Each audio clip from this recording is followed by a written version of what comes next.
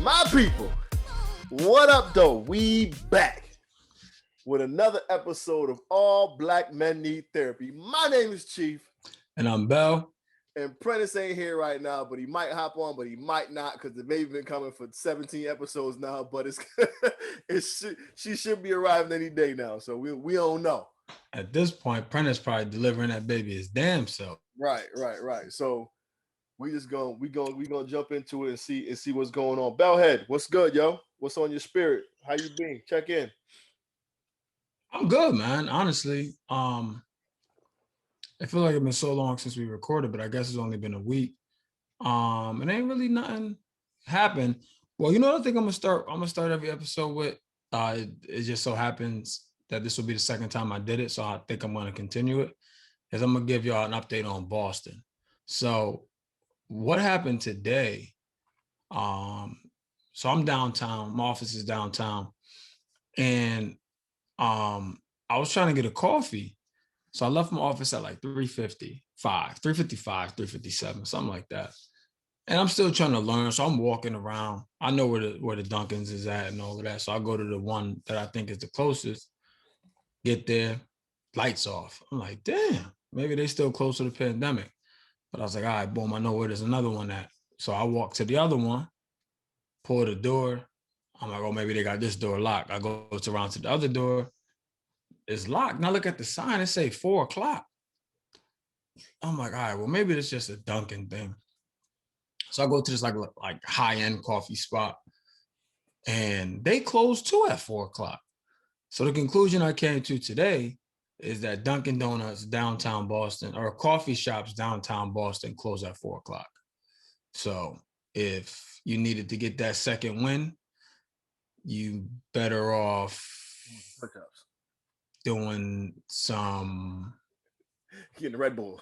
Red Bull. I was gonna say something else, but I'll say Red Bull. Yeah, man. I'm like, damn, they just shut it down over here at 5:00, huh? So anyway, that's my my Boston check-in. But yeah, everything is cool, man. No complaints. My son had his first Easter last week. My man had his little seersucker. You know what I mean? Little seersucker joint on, looking sharp. Yeah, he had a bow tie, but my man wasn't going for that, so we ain't even bother with that. But yeah, he was styling on him. He was good. Yeah, he was chilling. So how was your birthday, man? Get into that, but before I get into that, I don't want to forget this. We got a email today from a gentleman from South Carolina, like openly acknowledging he's wanting to sign up for some therapy and you know, doesn't have the resources in South Carolina. So anybody in South Carolina, anybody around South Carolina, knows somebody in South Carolina who can help my man out, please shoot us an email, allblackmenneedtherapy@gmail.com. Let's help this young brother get into some therapy and kind of keep his stuff straight. You know what I'm saying? It seems like he's pretty level-headed, but he want to keep going on the right path. So anybody in South Carolina, reach out to us, or know somebody in South Carolina, reach out to us. Let's help this brother get the therapy he needs. Yeah, man, that's the point of this platform, right? For us to acknowledge that there's things that we need to unpack as a people, and then second step is taking action, right? So that brother definitely tried to do that. So we want to do our best to use our platform to reach any outlet that we can to help. So email us at allblackmenneedtherapy@gmail.com, or obviously IG, same handle, and let us know. You know, let's do our part. So we'll all do our part. So the birthday was cool. It was a good weekend. You know what I'm saying? It was actually kind of rough though. I can't front. We're losing my uncle. You know what I'm saying? It was tough because we taking shifts at grandma's house. Grandma ain't been alone since we told her the news. You know what I'm saying? So yeah. It's somebody there all around the clock. You know what I'm saying? She still live across from the Dunkin' Donuts? Yeah. So Pete, she's moving down to Atlanta with my Aunt Cindy. And I know you had talked about that before. Nah, she's definitely up out of it. So my mom's was there yesterday and was like taking down all the pictures and whatnot. So my grandma's homegirl, Miss Gladys, you know, old head. I heard about Miss Gladys, yeah. Miss Gladys pulled up and my grandma's telling her what's going on. And she's like, Mary, you leaving? And then she's sitting there like, you know, like she didn't appear that way. And then all of a sudden she's like, I'm going home. And Miss Gladys broke down, dog. Miss Gladys broke down in tears and just left. Was like, you didn't tell me you was leaving. Like, you talked about it, but you didn't say you made a decision. And Miss Gladys left. Miss Gladys was upset. Yo, so I can't imagine at that age. You know what I'm saying? My grandma, 3.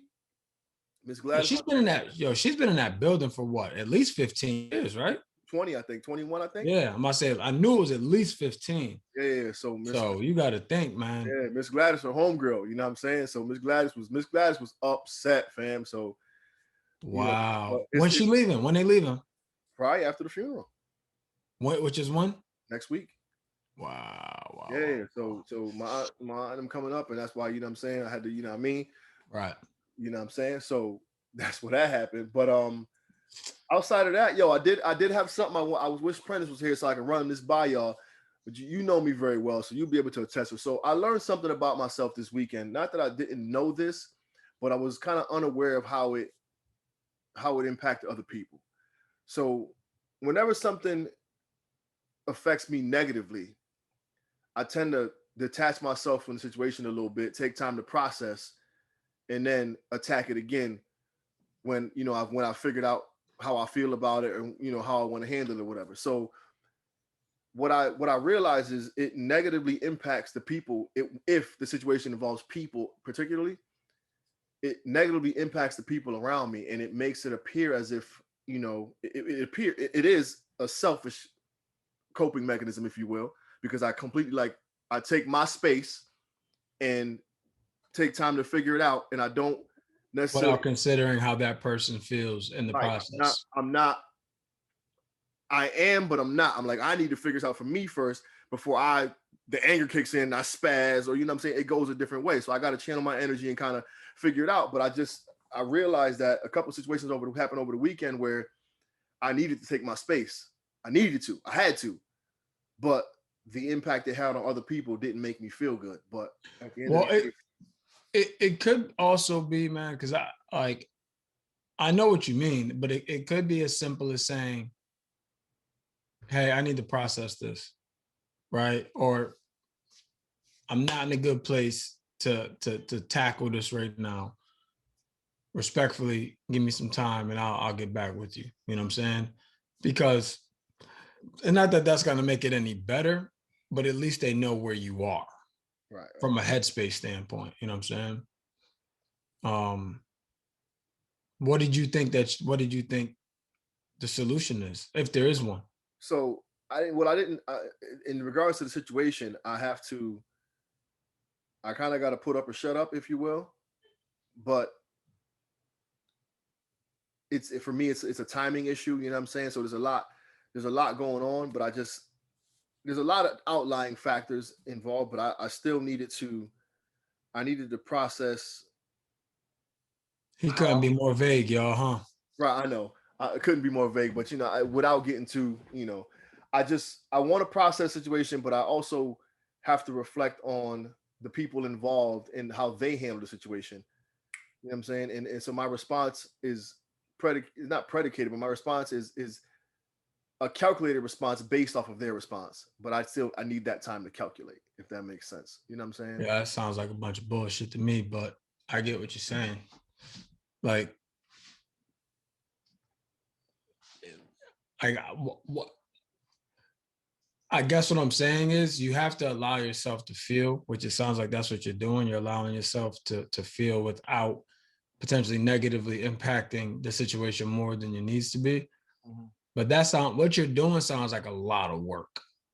It is, but it's just how I cope. Well, No, I'm not knocking the coping mechanism. I don't lean on many people for many things. You know what I'm saying? Like, even in the midst Yeah. of troubles, I'm not calling you like, yo, shit's going on. I'm hitting you in the aftermath, like, yeah, I was dealing with this, and then this is how I handle Well, it. maybe that's part of the problem too, though. Maybe so. Because it's not for a lack of people to reach out to. Mm-hmm.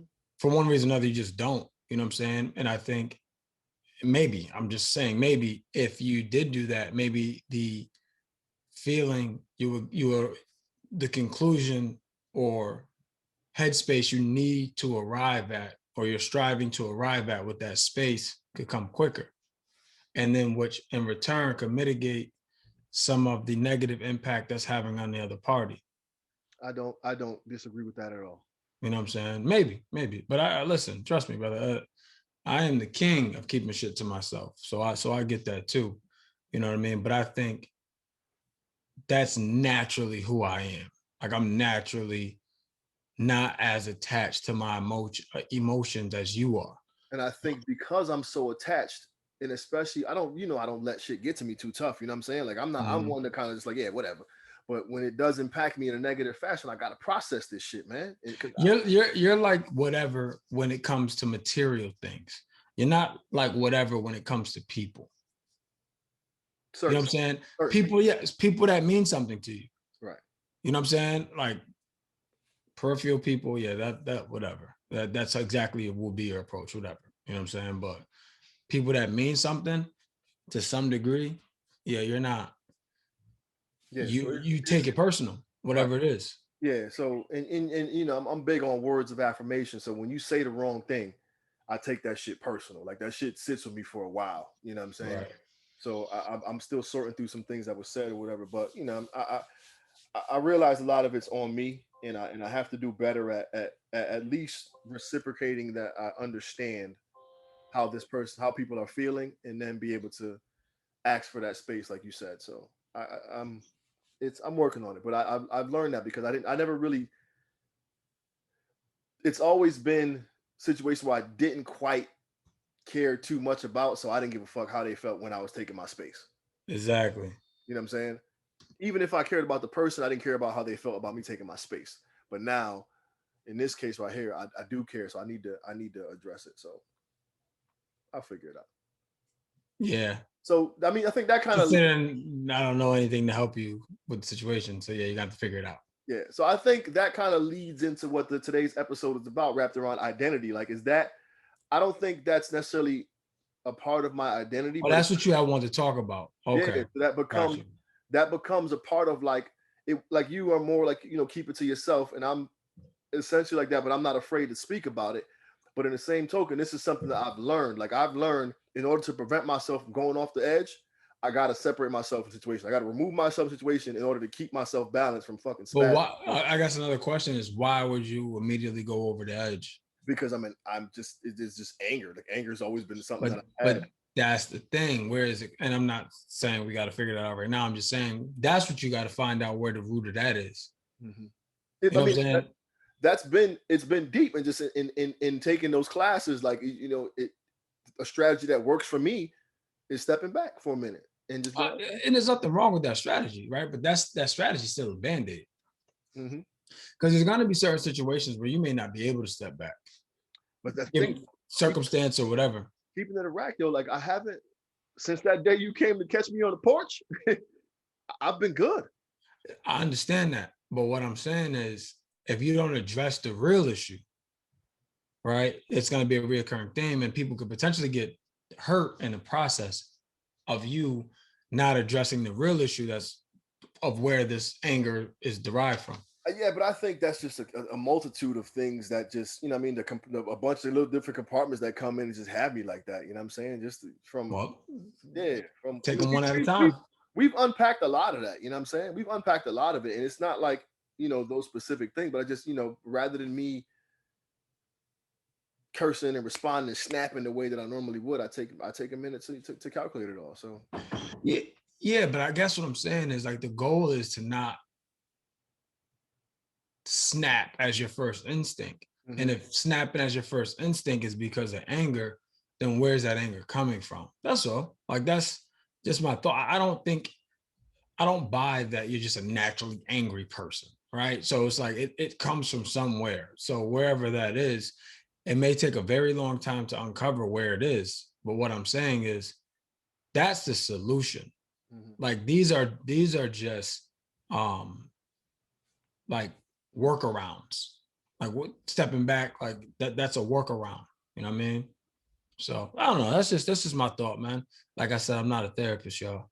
But neither am I. But here we go. Pete just texted me, said he for sure gonna be in labor by midnight, so they working. So I've been hearing for sure for a long time. Yeah, right. I mean, I hope the baby come. Obviously, baby right, come, healthy, all of that. You know what I'm saying? Definitely. Yeah, we'll let them sort through. But anyways, Bell, kind of introduce the topic. I know this is the episode that we recorded, and then somebody forgot to press record, and then we didn't record.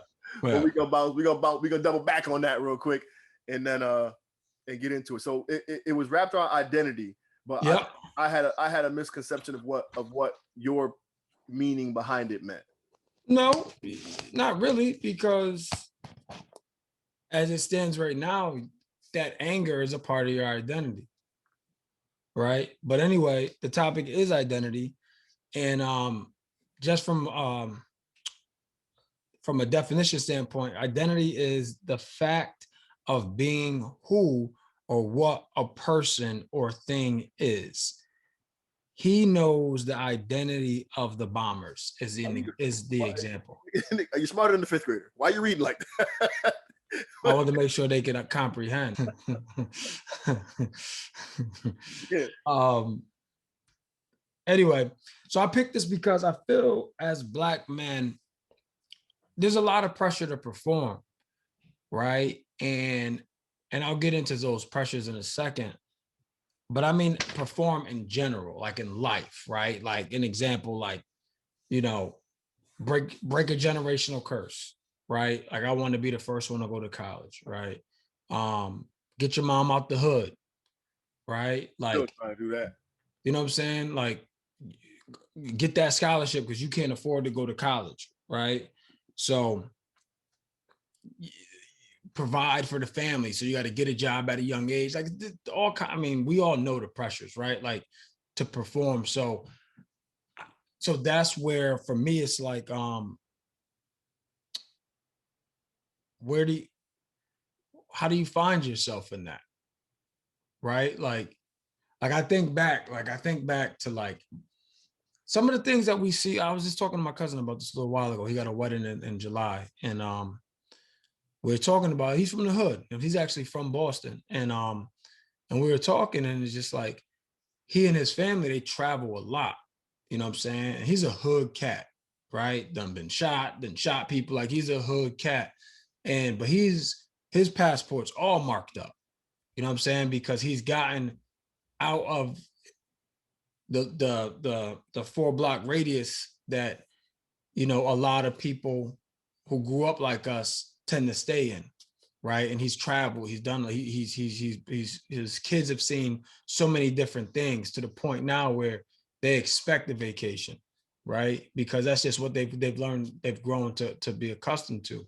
So I say that because he growing up how he grew up, he had a choice, right? He could have succumbed to his circumstances and been that way for the rest of his life, but instead he tried to do something different. Right now, him and his wife own a house, they got a beautiful family. Like he's doing what he has to do, and that's the path he chose. So again, back to the pressures to perform, like these pressures are present whether we realize them or not, right? Like shit, pressure to get home at night, right? Like these are just things that happen. So like through all of this is what I'm saying, like how do we formulate who we are, right? Based on all these outside influences. Like how do we identify like who we are? You know what I mean? So that's where this topic came from. That's where it got me to thinking. That's what got me to thinking. It's like how do we know exactly who we are, or when do we know? I have this thing when I go to like my performances and I'm doing my thing. So those of you who haven't been or don't know, when I typically go to colleges, I have these Live Strong bands that I give out. And on the bands, there's two sayings that I rock with that were in college. It was do right and overcome adversity. And I've always, as a part of my show, I say like overcoming adversity is a part of life that most of us aren't taught how to do. We just kind of figure it out as we go. Yep.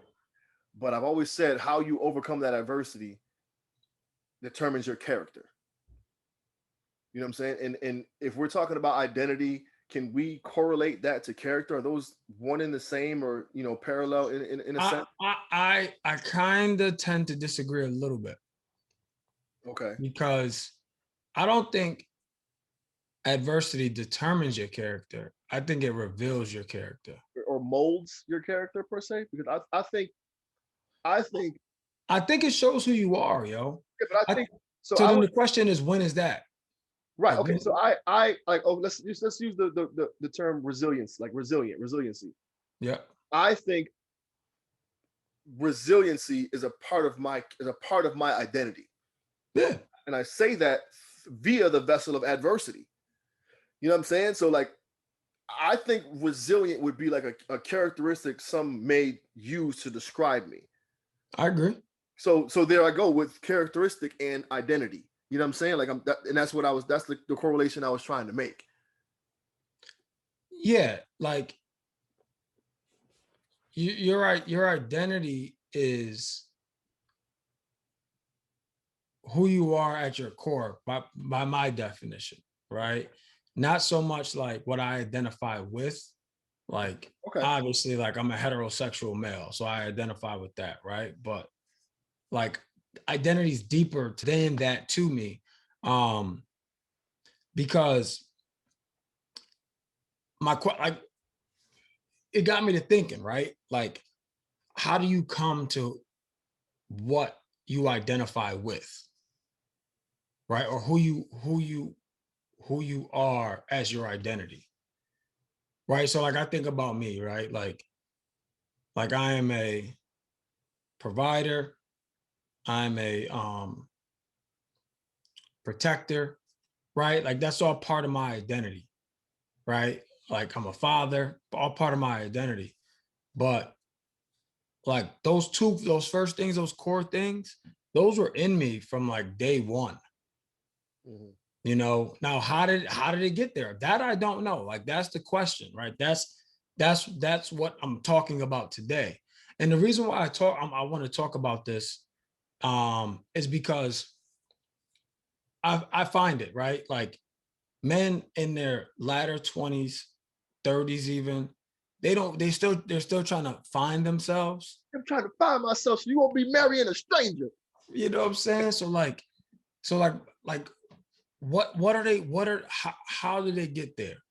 Like I saw it a lot, man, in college.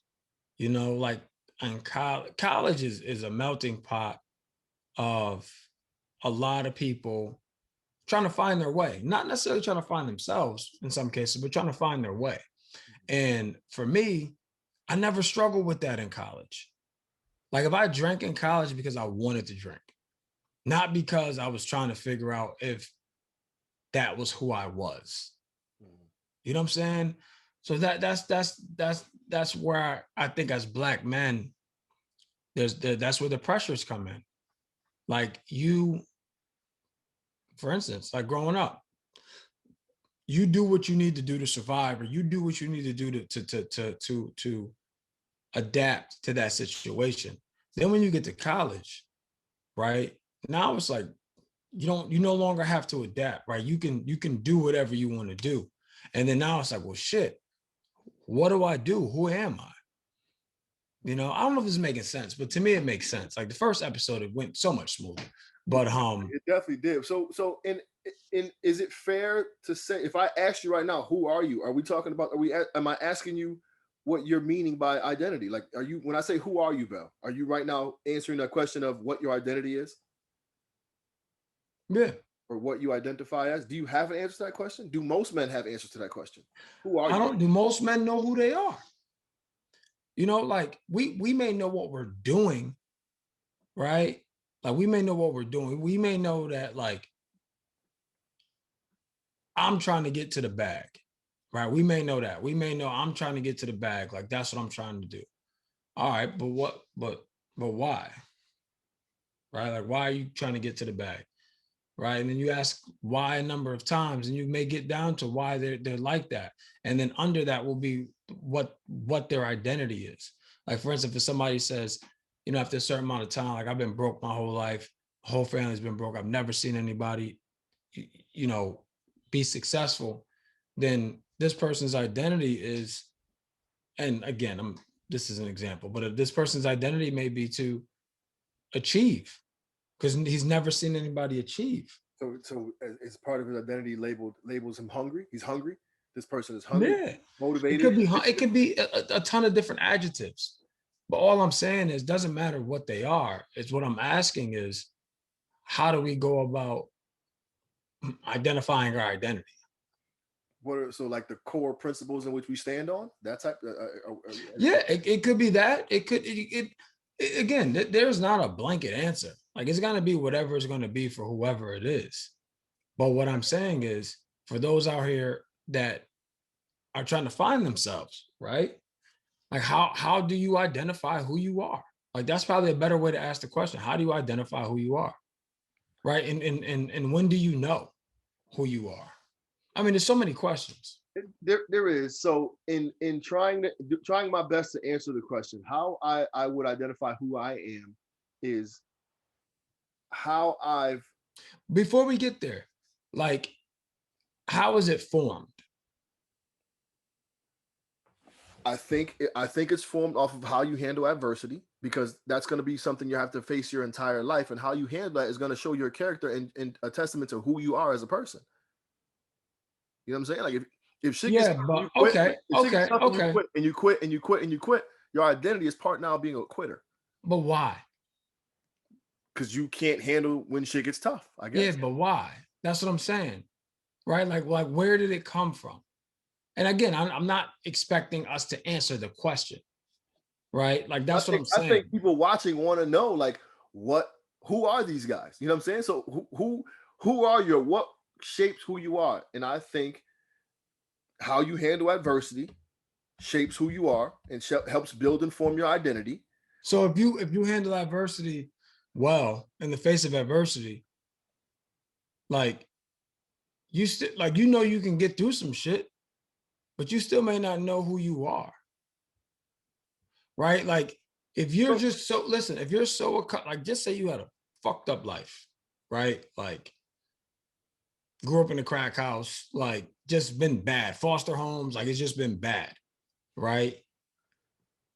That doesn't tell me who I am, right? And in fact, I would argue that that would be even more challenging in that specific scenario of who you are, because you may not have anybody to tie it back to from well, like a legacy standpoint. we've seen those documentaries and those shows where like people have used that as a part of identification. Like So, I'm a foster child, been through and through the system.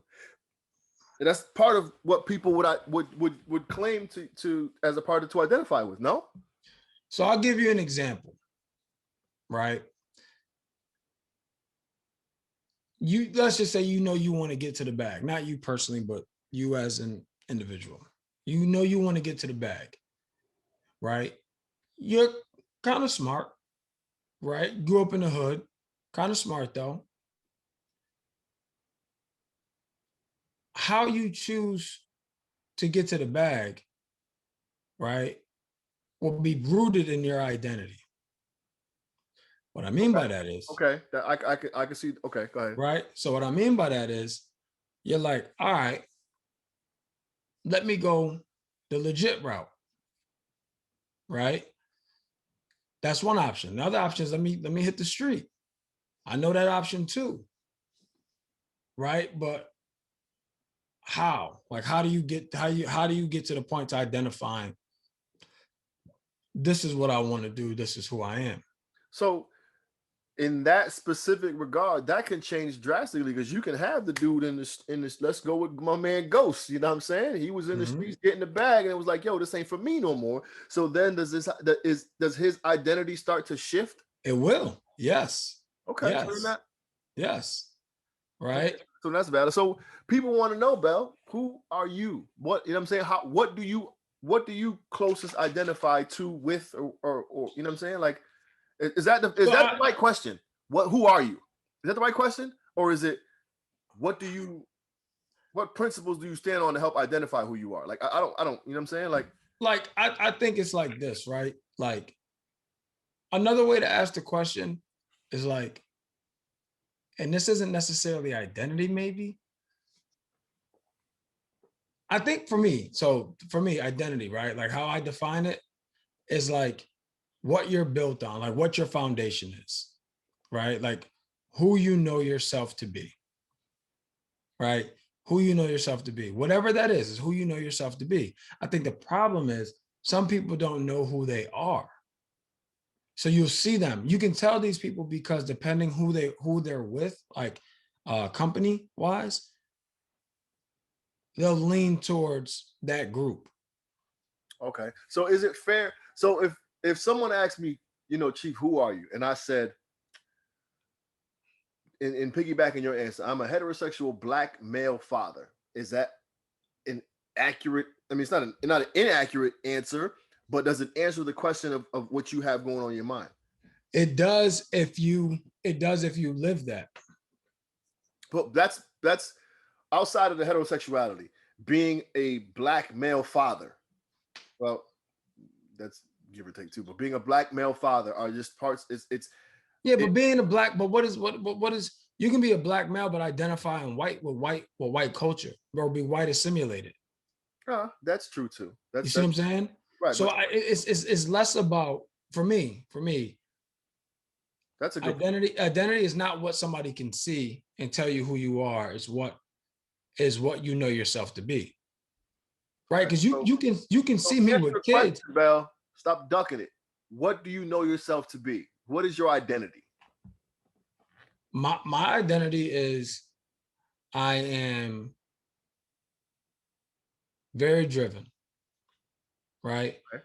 I'm a risk taker, right? Stubborn at times. I'm a leader.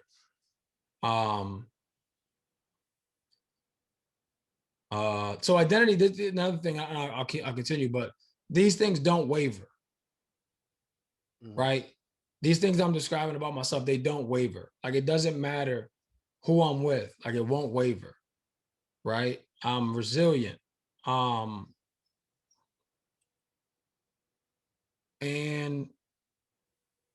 I care for people probably way more than I should in some cases. Okay. And all those things I can totally see being a part of who you are. For sure. Right. But that I think that's the answer, Chief. It's like your identity is something that won't waver no matter what the circumstances are. Right? No matter what the circumstances are, they won't waver, right? Like that's the thing. Like for instance, like you being a male, you personally, I know other people that can change, but you being a male, like that won't waver. Right? That's part of your identity. Like that won't waver. No matter who you're with, that won't waver. You know what I'm saying? And that's what and hey, there can be somebody way smarter than me that studies this shit that can have a completely different definition. But for me, it's like that's what does it's what doesn't waver. But I think I personally feel, man, as Black men, because of all these pressures, I don't know that all of us have spent the time necessary to identify what those things are in us. Well, right? My thing is, I want to be able to direct the people to a point where they can do that, but we have to be able to kind of at least do it for ourselves in order to give them something to model after, per se. Yeah. And so, in everything you said, I can kind of piggyback on. I'd like to add in. I'm an empath. Like I really connect with people emotionally, and my kids do it, and it's transcended down and through my kids. But I really think, like for me, like not that it's any different for you, but like I'm a father, and that won't waver, right? Right, and that's a big part. Like if someone asks me who am I, that would probably be the first response I would say is I'm a father. It's the very best part of who I am. Yeah, but you're more than that. You're a provider, though. Okay, so all that comes with. Only reason why I'm saying that, Chief, is because there's a lot of people who have kids. You know what I'm saying? That can say that. Biologically, they are a father. Correct. Okay. Right, but that doesn't clearly, in some cases, that doesn't identify who they really are. Right. You ever get the question, would you rather be a father or a dad, or which means more, a father or a dad? No, that's fucking semantics. If you ask me, nobody's ever asked me that. I'd rather be a provider. Okay. Because look at it like this. So young can grow up calling you Chris. No, because like, if I'm hey Bell, if I'm providing for your skinny punk black ass, you're gonna respect me and call me what I tell you to call me. Right. So you know what I'm saying? Like I don't get caught up in that dad or father conversation. Like that's my opinion. Like you know, right? If you know, Right. right? Like, I mean, it doesn't make sense. Like people would rather be considered dad. The story I got than father, just because, like you said, anybody can be a father. You earned the yeah, label. but You that's earned the label subjective. dad. That's subjective though, right? It's like it all depends on what how much emphasis we put on what word for the individual, right? Like to me, like I get where you're going. I 100% understand what you're saying, but for me, it's like none of those mean shit if you ain't doing the right thing. You can call me what you want, but you ain't gonna be able to call me a deadbeat ever. Right. You know what I'm saying? Like that's I don't know. That's my thing. I just also have don't mind my robe, y'all. I was chilly in here. Let me tell you, I was my man. You got a robe on? Like, yeah, man, I had on. I figured this our shit. Why not do it? Then he goes, you know what? Let me go put a fit on and dress it up real quick. he put the fit on to touch it up to match it up with the robe. Let me get out of here with that. Yeah, I put the fitted on for effect, y'all. I ain't gonna lie to Buffalo you. at all, fam? I bought this hat, B, like no bullshit, like legit 13 years ago. Legit. This is the first time wearing it in the house. Nah, I ain't never seen it. it's not my first time wearing it, but I told you my box of hats is in the attic, and I have found it probably like 2 years ago, and I'm like, damn, I forgot about You this had hat. one business trip in Buffalo, got a Buffalo hat, and now you think you're a Bills fan. Get out of here. Not yo, I bought this in Stanford, I think, like at a Lids or some shit. It's a minute ago. Um, um, so more questions. Like it's easy, Chief, for us to answer these questions now in our latter 30s and being able to like being like, yeah, of course, I know who I am now, Mm-hmm. right? But that took time, right? Like how I guess so what I'm saying is like how when do we know? Like when do we know where these things and when can you identify with them? Like because another thing too, like right, that I think can help with identity potentially is your reputation. Yeah, Because but if you develop a reputation, people will start telling you who you are based on your actions, which will allow you to then classify, or I don't want to say classify, but allow you to allow for clarity on who you potentially are.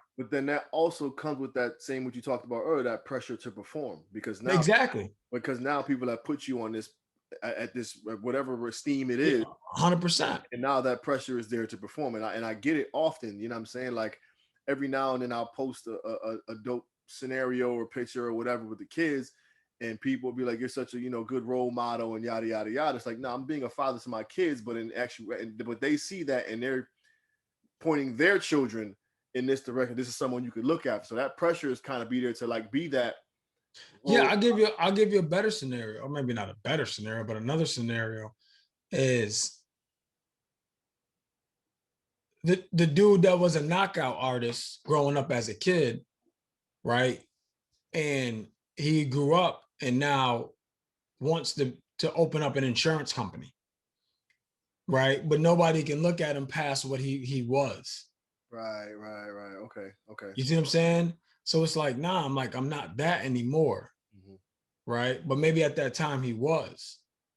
You know what I'm saying? So it's like, when do you get to a point where you either accept who you are? I shouldn't say that. Where do you get to a point when you can clearly identify who you are?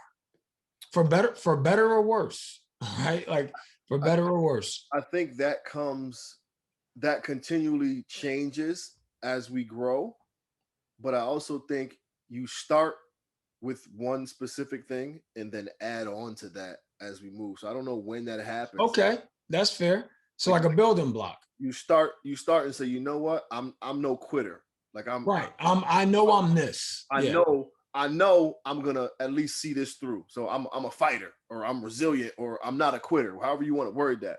Okay. So then does that transfer to, I'm a, let's just say school, for example. You know what I'm saying? Now I'm not a quitter. So now I study my ass off. Now does now me being a great studier Is that a part of my research, or is that a part of my identity now? And it's a very vague, concept. But at the end of the day, I'm someone who has to, not me, but in general, I'm someone who has to study or do my research before I enter into any specific thing, because I want to know what I'm getting myself into. So let me give you a different scenario. But I'm saying, does that researcher now become a part of my identity? Yeah. Are those habits? Let me, yes, it does. Let me give you another scenario. What if you was the broke kid growing up and you get to college, because you're smart, you go to a white college, I shouldn't say a white college, an affluent college, and you want to change your identity.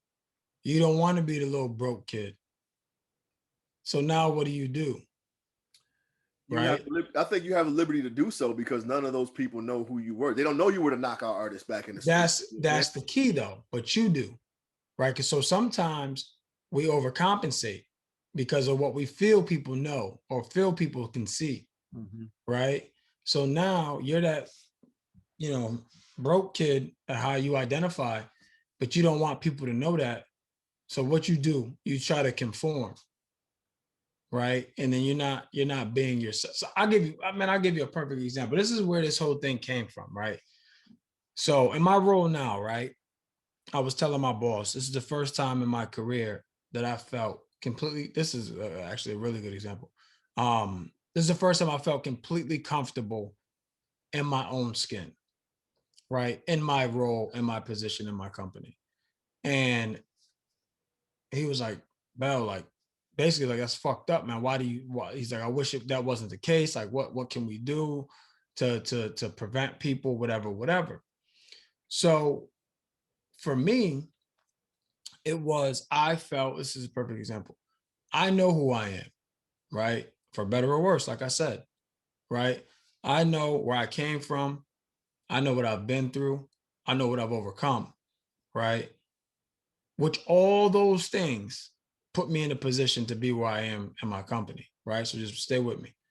But I also know at the end of the day, I know what my skin color is. I know what the opportunity optically looks like for people who look like me in my company, right? So for me, it's like, okay, I start telling myself a story that I know I can't change my skin color, but I can do certain things to conform, right? Like, oh yeah, you guys going golfing? Okay, I'll go golfing. You know what I'm saying? Like, yeah, no, I don't know how to golf, but I'm gonna go golf, right? Or I'm gonna drink vodka at the bar, right? And this is a true story. Like I when I would go out with my coworkers at work, my drink is Hennessy. That's what I drink. He's a new. Yeah, but I drank vodka sodas for a couple of reasons. One, everybody else was drinking vodka sodas. Two, I didn't want to be the stereotypical black guy drinking Hennessy. You know what I'm saying? So for me, it was like, I gotta, for lack of a better term, I have to distance myself from my my identity. For the right? For the purpose of professional gain. Okay. Because I knew where I wanted to be, right? So I knew where I wanted to be. So I felt like I needed to do what others are doing that are in those positions. So a moment ago, you spoke about identity being something that does not waver. Right. That's my point. I was trying to find my identity in this company. Okay. That's my point. So now so it's not. So my resilience never wavered.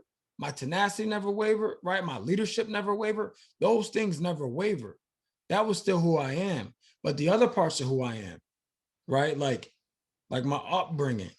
Like I didn't talk to anybody about my upbringing because again, I didn't want that to negatively impact my progression. Right. Now, do you think your position of quote unquote power right now has you at this comfort level? Because hell yeah. So it's the hierarchy of the position that has you like, you know what, I'm cool with being who I am, where I am because I'm where I want to be. Okay. But on the path to get to where I want to be, I'm looking at it like I'm already a couple steps behind. right? Because of the percentage of people who look like me in the position I was after. Mm-hmm. You see what I'm saying? So I'm like, I don't want to give them any other reason to not put me in that position. Right. Okay. So when I was in my other position prior, I got a big responsibility. And what I immediately did, instinctively and unintentionally, and now I look back, hindsight, I didn't realize I was doing it. I mimicked my boss and I tried to be him in that setting. Yeah, but that's not a that's a professional thing. That's not a culture. No, because I'm not trying to be him now. We're peers now. I'm not trying to be him. Yeah, but I'm you myself. you took a professional approach based on someone who's reached that level of success. That's not really a That's different. It's different though, right, Chief? Because look at perfect example. You and I were both deans, uh-huh. right? We did our jobs differently though. Okay. I did it based on me, my personality, how I deal with people. You did it based on you, your personality, how you deal with people. Mm-hmm. The equivalent to what I did would be me trying to do my job like you as a dean. Okay. That's not my personality. True, but in this particular case, it worked in your favor. It didn't though. Okay, so It didn't. that's where I have it wrong. Okay. Yeah, it didn't. It didn't. It didn't work in my favor, and not that the outcome would have been any different. But I didn't feel good. Again, hindsight. I didn't feel good. I can look back now and say I didn't feel good. Like I wasn't happy. Okay. Like we were winning at a moderate pace. We weren't blowing the doors off, right? We were winning at a moderate pace. Nothing to like get people to notice necessarily, but we were profitable. Okay.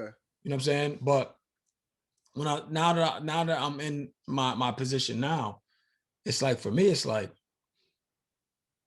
yo, like that wasn't me. I can look back and be like that wasn't me. Mm-hmm.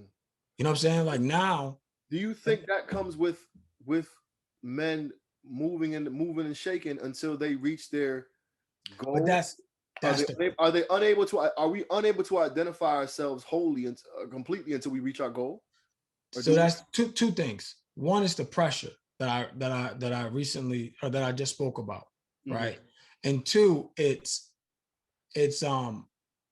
part of it is me knowing who I am and knowing that maybe me who I am won't get me to where I want to go. So I need to change a little bit, Mm-hmm. right? Now I didn't. I'll probably say I didn't sacrifice my integrity, right? As a Black man, like I didn't do that, but there were still things that I did that weren't becoming, right? For So me, like looking at it now. let me ask you a question now. Now, well, I guess I know the answer, but now that you're in your position, you're content with where you are. You still drinking vodka and coke, or you going to get that shot? Fuck no, hell no. I'm drinking Hennessy and I'm wearing Jordans on Friday. Regardless of what they say, or somebody say something, don't even make a difference. That's the thing that like, there's nobody to say anything. Yeah, That's what I'm saying. That's my point. right? Who you gonna tell? Me on me? Like, yeah, like I am the guy. You know what I'm saying? So it's like I set the tone Okay. for the operation. So for me, it was like I was trying to do that through somebody else's tactics before, and I wasn't the guy yet. I was auditioning to be the guy. So let's dial it back to before you got this position. If you had a chance to do it all over again, would you still take that same approach, or would you just sit firm in who you are and be like, "Fuck it, I'm gonna No, I would be 100% who I am, man, because I've never been happier. Right? I've never been happier. Like, and my people know that they know who I am. They know what to bring to me, what not to bring to me. Right? They know what I stand for, and they know what I'm rooted in. I had that conversation. I never had that conversation with the other office that I had.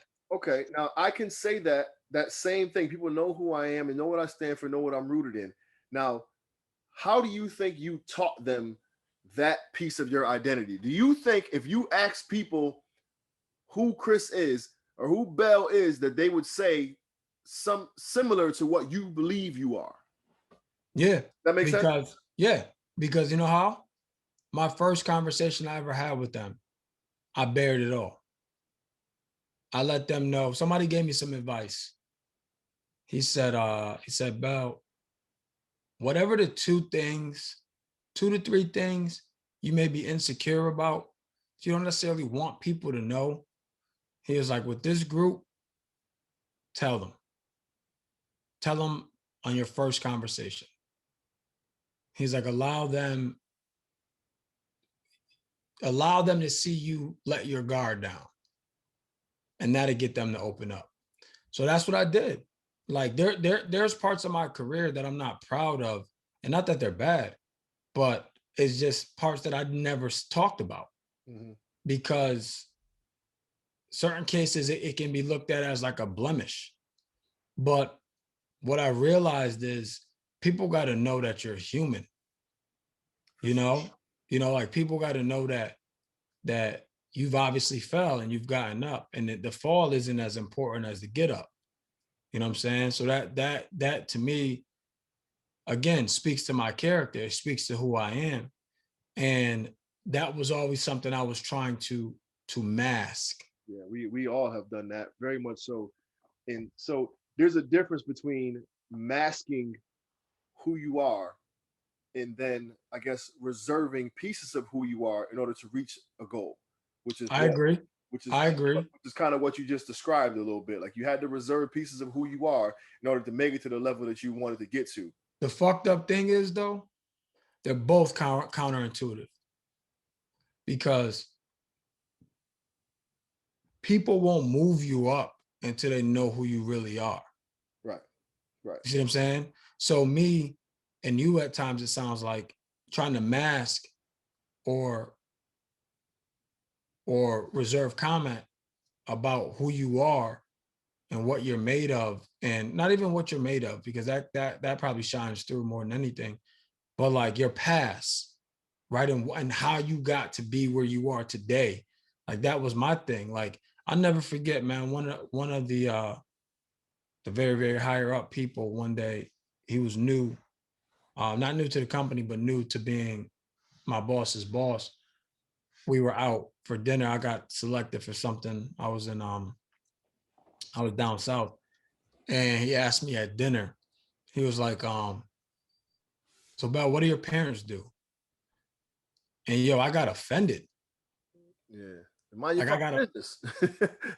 no, 100%. I got offended. And my face was like, fuck you mean what my parents do? Like that was my face. Right. But I then answered the question. But it's like, why'd that make me so angry? Right. You know what I'm saying? Like why? I could tell you why. Because they didn't have these affluent positions. Right? Their positions weren't that of the position of somebody who was in the position I want to get in. You know what I'm saying? So I looked at that as subconsciously, like that's another opportunity for them to say no. Right. Right. So I never shared it, what they did. So when he asked me that, it was almost like my insecurities are now being revealed. Almost like he knew, and I know he didn't, but almost like he knew that was the one thing that I didn't want, not the one thing, but one of the things I didn't want to share for fear of it preventing me to get to where I want to get to. Listen, my pops get to it. You know what I'm saying? He get money. He bring it in. Don't fucking worry about how it comes. He gets it. Yeah, but see, that's the thing. It's like, can you really say that? Right. And the answer is yes, you can say that. Right. Like you can. Like now I can say that. Now I will say that. Mm-hmm. But then I wouldn't have. You know, but that's what I'm saying, right? Like that's where it goes back to the identity. And then it challenges who you think you are. Right. So if I am who I say I am, then I should be in that position. Mm-hmm. Right. But then if there's factors that are beyond my control, that I have no way of knowing how much that plays a part. Right. They're just beyond my control. Exactly. Right. So it's like, now you question your identity. Right. If I am that dude, if I am this, if I am that, why am I not there? So it sounds to me like the best way or the best advice or final thought we can give somebody would be to challenge yourself to find some concrete principles on which you stand on who make up your identity that will not waver. Yes. And you see it happen a lot, man, with football players that play D1 ball and they don't make it to the league. They've identified themselves as a football player, right? Like, I'm an athlete, I'm a football player. That can waver due to things that are beyond your control. Mm-hmm. And your football career can be over. You know what I'm saying? True, but you have to have. I guess you don't, but there should be more principles to stand on than just being a superb athlete. And yeah, but think about it, bro. You personally know people that don't know anything outside of that, right? And then they later in life find themselves. You know what I'm saying? But by that point, they've had no choice but to relinquish that identity because now they're almost 40. So rather than being forced to relinquish what you've derived to be your identity, I think it's imperative to start identifying these things now and then continuing to build upon them rather than having to completely dismiss them. Because sometimes I take pride in being from where I'm from and having the adverse lifestyle that I've had growing up. And that's helped molded the resilience as a part of my identity. Yeah. That's helped to mold, you know what I'm saying? Yeah, but you've never been outside that environment. Not geographically, but you've never been in a position where you really wanted something really bad and that could potentially be a blemish.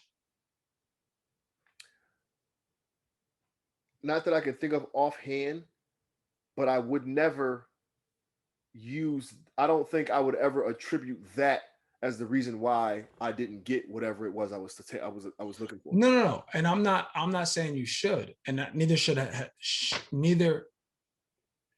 I had. But what I'm saying is you question things. That's all. That's all I'm saying. Like you when you're in a position to question some things, and I never shunned, and just hear me clear, ladies and gentlemen. Everybody who knows me, and if you bring my name up, the first thing they'll say is, they're like, yeah, you know C-Bell, you know Bell. The first thing they'll say is hard hit New Britain. That's what they'll say, right? Like, they know I represent where I'm from. I'm proud of where I'm from and all of that. So I've never shied away from that, but I was also on a need to know basis after the obvious, where I went to school, where I grew up, right? Kids, that's all obvious. Outside of that, I was very reluctant, right? Due to fear of retribution to some degree, intentional or unintentional. I think a lot of molding and formulating your identity has to do with confidence.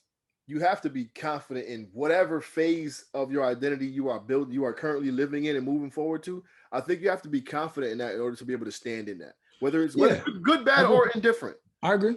You know what I'm saying? Like, even if you identify as a dope boy, like, there's a level of confidence that have to come with that. And then when you transition to the entrepreneur, you.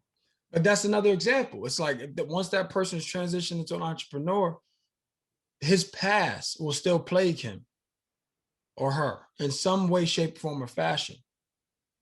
Right? That person's listen. He's transitioned to be an entrepreneur. He goes into the bank. He goes to get a loan. He has $10,000 in the bank. He's like, yeah, I just need a loan for $20,000. And I got 10 already in the bank.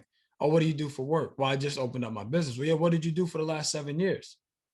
Well, like, now he's reserving comment on that because that's his past. And he can't be proud of that when he's trying to take the next step. Makes sense. Okay. You see what I'm saying? Like, that potentially could hurt him in taking the next step. Then that's all I'm saying. Like, I look at it like this, like a house, right? On a house, you can change the siding, you can change the roof, right? You can do all of that, but the foundation and the framing will never change unless you tear it down. And I think sometimes we have to identify what pressures could potentially tear down that identity. Okay. That makes Right. that makes sense. But I think again, a confidence in I'm big on like one of the, they say like the conversation you had, like if you could tell your younger self, give it a piece of advice. I just think preaching, instilling and believing in yourself and having that confidence is something that's paramount in becoming. And that never wavered with me, just to be clear. That never wavered. But again, it was, for me, it was like, okay, well, what's beyond my control? I can control my confidence. I can control how hard I work. But will that be enough? Right. And now I'm speaking for me personally. No, and that makes great sense, and I think that's a great point for people to pull into in certain regards of whatever field you're in, or whatever you're aspiring to do. That is definitely Yeah, something. I think what you said is important. Like, who you are has gotten you to right where you are today, right? So there's something there that allowed you to be in the position you're in. Good, bad, or indifferent. Right. So if leverage those things. Right. But I'm saying if you're in a spot where you necessarily don't want to be, there's something about who you are that has you there. No? Yeah. And again, yeah. And if I could do it again, I would have tapped into that sooner. Right. And then potentially broke down more barriers along the way. And then people wouldn't have, like, the common thing with me was like, yeah, I don't know. I'm still trying to figure him out. Right. Okay. Because of I wasn't forthright on a lot of information. I get that a lot too. Still trying to figure you out. It's because, yeah. All right. So yo, we've been rapping for a minute. I think it's. I mean, we was all over the place with the concept, but I think people will dive into it and kind of challenge themselves to answer this question, because I don't know if we've given a legit answer about it, but I think it's good. I mean, some episodes we're not gonna have no answers. You're right. You're right. We're just talking, just trying to, like, that. This was clearly something that was on my spirit at one point. You know what I mean? And just, I'm reflecting now and looking at it. And now, but what I will say is, now that I'm in a position, every chance I get, I talk to the young bells and let them know, like, nah, bro, be who you are. Right. You know what I'm saying? Be who you are. Like, that's enough. Who you are is enough. So that's my final thought. Who you are is enough. I can dig it. So we got a couple emails, y'all, about the whole tricking episode. We got some scenarios you want to run by y'all. Wait, you wanted to do it? Let's do that next episode. Yeah, I'm saying we're gonna do that in the next episode. We're gonna do that in the next episode when Prentice come up. We got some scenarios we're gonna run by y'all, and y'all can be the judge on if it's tricking or not or whatever. But we got some good feedback, man. I had a lot of fun with that episode. So, and people seem to have had the same thing. So it's cool. We've been getting some good feedback, y'all. Keep the comments and the emails rolling. It's helping us build. We moving in a good direction. We got some sponsorships. We can't put them out yet, but we got some sponsorships. Things are moving, and we doing all right, man. So tell a friend to tell a friend. Help us keep this party going, man. Bell, anything else? You hit him with a gem. I think you was good on that one. Which one? The last one. Your final thought right there. Be who you are, and who you are is enough. Is that what I said? Yeah, something like that. Something like that. Yeah. That's all I got, man. Y'all be cool. How y'all be cool. Throw some prayers up for the man Prentice and the new baby coming into town. You know what I mean? And shout out to all the Aries out there. You dig? And that's about that, y'all. So do us all a favor. Hug a black man today and tomorrow. We appreciate y'all. Yeah. Peace.